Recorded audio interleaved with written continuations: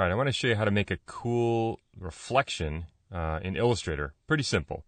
So I've got one finished here, and what I'm going to do is I'm going to delete it so we can start again. But you can take anything and create a reflection on it. So you can take a picture, you can take an object, whatever. We're going to use a clipping mask to do this. Now, there's a couple ways to get it done, but I'm going to use a mask. So first of all, we need to take the object you guys have and select it with the selection tool. If I come over here to the left, you're going to see the rotate tool. Go to the reflect tool. There's a nice, easy way to reflect things if you want, using a dialog box to copy as well.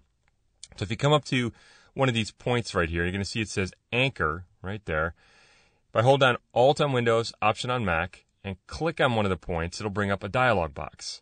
Now I can tell it to go horizontal, vertical, choose an angle, turn on or select preview so you can see it happening, and just figure out what you want to get. So I'll do horizontal, that looks good. I'll click Copy. And there we go. Now I need to move it down a little bit, so I'll go to my selection tool and just kind of pull it down a little bit. Now, we're going to create a box, basically, that goes over the top of this thing. So I'm going to come over to the rectangle tool, click and drag a box. Now we can kind of, eyeball this, or you can go in and do, tweak it however you want. I'm going to make it a little bit bigger than the object. And what I'll do is I'll hit D to put default fill in there and stroke. Now, a couple shortcuts here for you guys. I want to remove the stroke on this rectangle. So you guys will see that I have fill and stroke right down here. Stroke is behind. So just like Photoshop, if I hit the X key, it'll bring stroke to the front if it's not already there. And if you want, you can remove it by hitting the forward slash key, which is usually kind of near the L key on your keyboard or the comma or period. Okay, go to the selection tool. I'm going to go into outline mode so I can see everything. So Command Y on Mac or Control Y on Windows. I'll shift click on the whatever's underneath there and make sure we're covering the whole thing. Hit Command Y or Control Y again. Come over to the transparency panel, and you'll see that we have in the menu up here in the corner, I've got Make Opacity Mask. So turn that on. Now, not much is going to happen here, you guys, because it's white. White shows, black hides. We're going to add a gradient. So this is the difference here. This is the thing you got to pay attention to. Over here in the transparency panel, if you want to affect basically the mask, you click on the thumbnail for it. So just click on the thumbnail, and you'll see the mask shape. Now, we'll add a gradient to it. Easy way to do that is to press the period key. That just throws a gradient in there. Go to the gradient tool. You guys can hit the letter G to go to gradient, and you'll see the gradient show up. Now, yours is probably going to look something like that, like going across.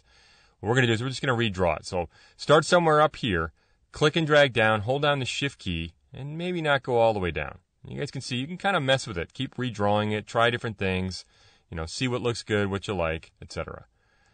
Now, like I said, if yours is a little bit different, maybe you have black and white going the wrong way. If you guys realize that it's not a color gradient you want, because you guys hitting the actual period key will put the last gradient you used, you want to come over here and choose something like a black to white linear gradient. Or come over here and edit the little color stops, the gradient sliders they call them, and make that black to white. And if it's going the wrong way, if it looks really weird, if it looks kind of like this instead, you want to just draw in a different direction, draw in the opposite direction. So that's, it's not too bad. There we go, not too bad. Now just a last little step I like to take here. I'm going to go back to the selection tool.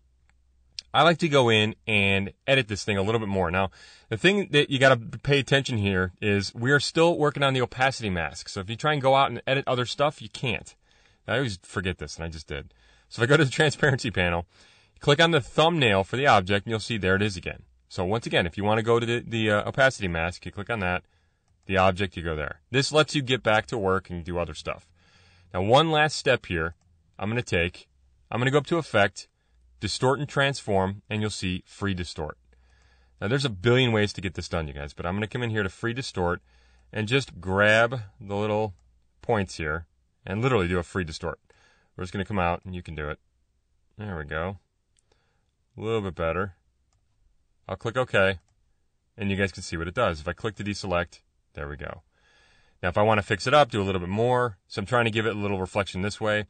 You guys can see that the box is clipping off. The mask is getting clipped here. So I'll click on the object, come back to the transparency panel, click on the opacity mask thumbnail, and just make it a little bit bigger.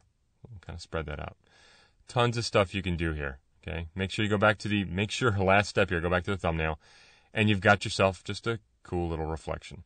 Now, I might go in and change the width of this thing because the M and the A are a little further out here. So Coming out to one of the side points, hold down Alt or Option on Mac rather. Just make them a little smaller maybe. Just kind of pull it in a bit. A little too much. But anyway, you can go in and fine tune this thing, make it look exactly like you want. And there's your cool little reflection.